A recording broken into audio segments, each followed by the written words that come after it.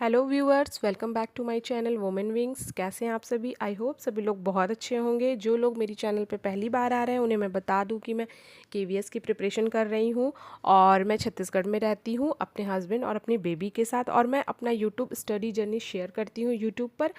आज मैं यहाँ पर बात करने वाली हूँ कि आप सीडीपी में कैसे स्कोर अच्छा कर सकते हैं। जो लोग भी सीटेट की तैयारी कर रहे हैं उनके लिए सीडीपी बहुत इंपॉर्टेंट है, और हम जो भी टीचिंग एग्ज़ाम की प्रिपरेशन कर रहे हैं एक्चुअली उनके लिए ही सीडीपी बहुत इम्पॉर्टेंट हो जाता है। और सीडीपी क्या है, अगर आप समझ गए तो ये बहुत ईजी और बहुत ही इंटरेस्टिंग लगने लगता है। बट अगर आप नहीं समझते हो, इसके लैंग्वेज को नहीं पकड़ते, इसके टफ वर्ड्स को नहीं पकड़ते हो ना कहीं ये ना बहुत मतलब प्रॉब्लम क्रिएट करता है। और कहीं ना कहीं ऐसा लगता है कि सभी ऑप्शन सही हैं और कहीं आप ये भी सही और एलिमिनेट करने में इश्यूज होते हैं।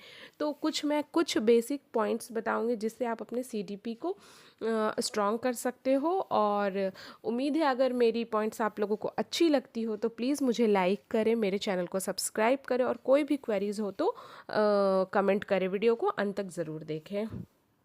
सीडीपी में कुछ भी लर्न करने जैसा कुछ भी नहीं है, इसलिए बहुत इंपॉर्टेंट है ना कि आप सीडी को बहुत बेसिक से समझें, पॉइंट टू पॉइंट समझें, और जो भी आपका कीवर्ड्स है उसे नोट करते जाए। अगर कोई वर्ड आपको कंफ्यूज मतलब, क्योंकि एक वर्ड में ना बहुत लंबा मीनिंग छुपा रहता है सीडीपी में, तो आप ना उस वर्ड को किसी जगह पे नोट डाउन करें और उस वर्ड का डिटेल एक्सप्लेनेशन बगल में लिखते जाए।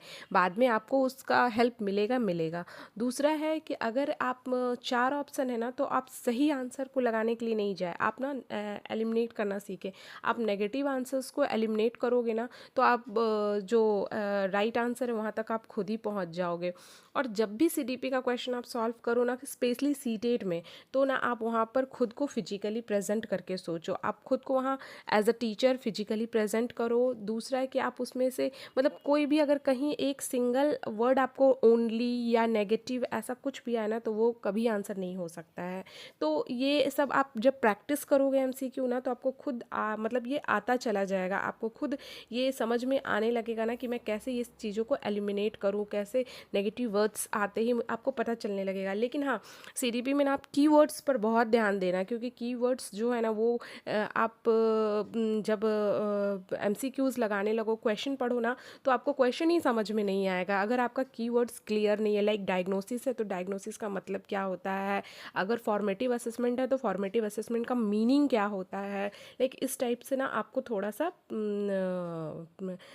कीवर्ड्स को ना कमांड करना पड़ेगा कीवर्ड्स पे।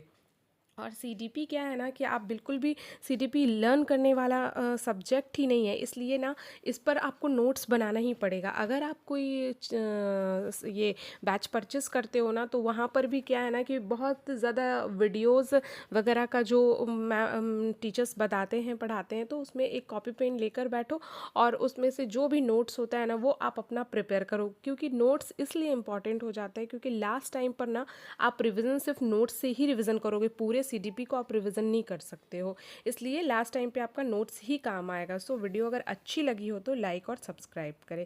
थैंक यू, मिलते हैं नेक्स्ट वीडियो।